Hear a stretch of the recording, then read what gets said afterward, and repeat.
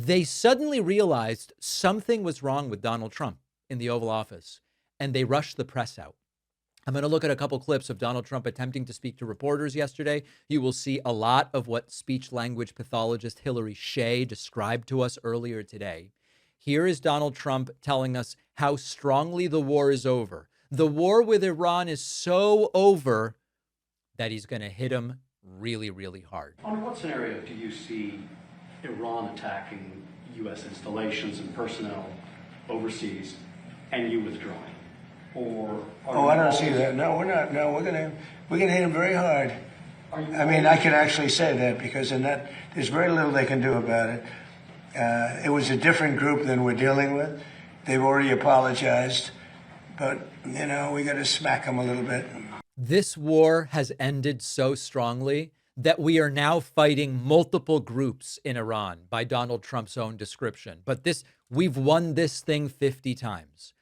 Another Trump promise, I'm sure you remember, was the war between Russia and Ukraine is going to be over so quickly. When I get elected, when I get sworn in, within a day, within 100 days, and it's continuing.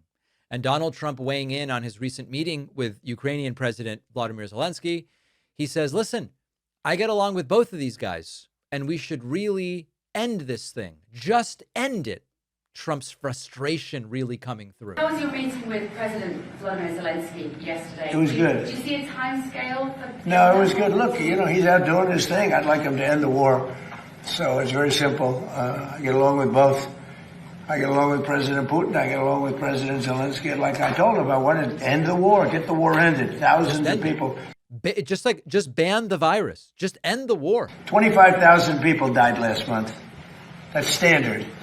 And it's not acceptable. So now back to the real world briefly. There is reporting that Zelensky and Ukraine are planning a massive attack against Russia. Massive, massive attack. Trump, weirdly on this grass thing, where he says grass is like people, it's a very, very strange chapter in the novel that is this insane presidency. Changing all the grass in all the parks. That's going to be changed very shortly. We need Kentucky bluegrass because that's where Mitch McConnell is from. So because the grass is grass is like human beings. Grass is a life also. And we're raking, cleaning, and changing all of the parks. We don't have people. We don't have the tents anymore. We don't have all the barbed wire up. We don't have the wire up. Have you ever met a blade of grass that really pissed you off because it was so arrogant? It's just like people. Donald Trump continuing his brutal war against wind energy. And he goes, hey, you know what? When you see windmills, by which he, of course, means wind farms, you know that country is failing. Boy, I've got some facts for you in a moment. Zero, which is almost hard to believe, but that's what the report says. Our borders become very strong, and your border is very weak. He's got that problem, and he's got energy problem. He's got windmills all over the place, and anytime you see windmills, you see a failing country. Windmills means failure. Now, it just so happens that Donald Trump's favorite state of Texas has a huge amount of wind power. It also happens that China, which Trump has said before, China's not stupid enough to do this wind power. China is doing a lot of wind power, and they are absolutely crushing us. Just really strange. He's furious with wind power. Excuse me just one second. If you're a regular viewer and somehow still haven't subscribed, maybe today's the day. We're getting really close to 4 million subscribers. I would love for you to be one of the 4 million. Back to the clip. A really bizarre and demented word salad. I won't even introduce this one. Just see if you can make heads or tails out of this. And then I don't know if that's because it's the right thing to do, which it is, but it's also that whether you're a Republican or Democrat, you don't want to go and be subjected to this airport, because this airport is it's a terrible place to be, and it's going to be, I believe it's going to go, it'll be rated within a few years, it'll be rated the best airport in the country. So it's going to be so efficient. Right now it's totally inefficient. Between the trams and the Star Wars thing that they call it, the Star Wars, and elevated buses, and nobody knows what's going on. It's a real mess. And not only that, Donald Trump says air traffic control towers are falling down, literally falling down, not figuratively, not metaphorically. I researched this. It is simply not happening. But why let the facts get in the way of a story? Bunking into each other at an airport. But where planes come too close, where planes, in the case of the helicopter the helicopter hits the plane, we are working on air traffic control to redo the entire system, including the new towers, because the towers are obsolete.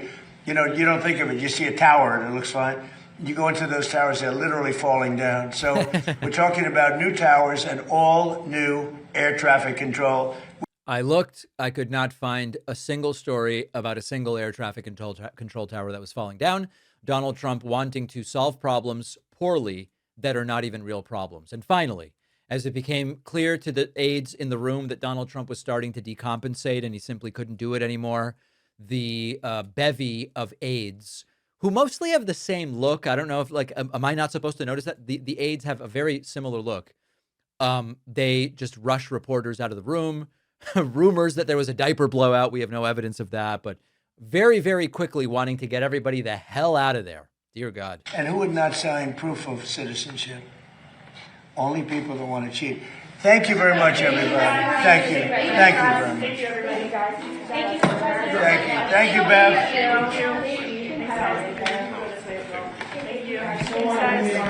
Thank you, guys. Thank you, guys. Thank you, guys. Out.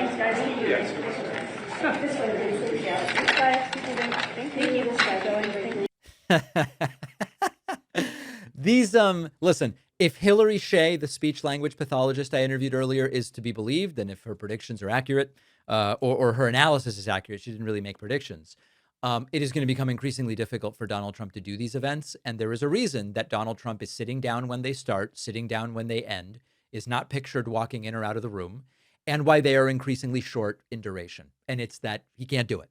It's not working. Now, on the bonus show today, a key committee vote for Todd Blanche has been postponed, and there is a big problem for Donald Trump's attorney general nominee, a problem that I love, I'll be honest. Elon Musk's XAI is suing Minnesota over banning nudification technology, and a U.S. government map of Africa mislabeled every single country. Can you believe this crap? When Sarah Palin said Africa is a country, that was embarrassing. But labeling every country incorrectly is even worse. Make sure you've pre-ordered my forthcoming book, Pay Attention. I've got a big media tour coming up over the next 10 days. We'll be doing a lot of interviews about the book. You can get it, including a limited number of signed copies, at davidpakman.com/attention. On the bonus show, a lot of big stuff coming up.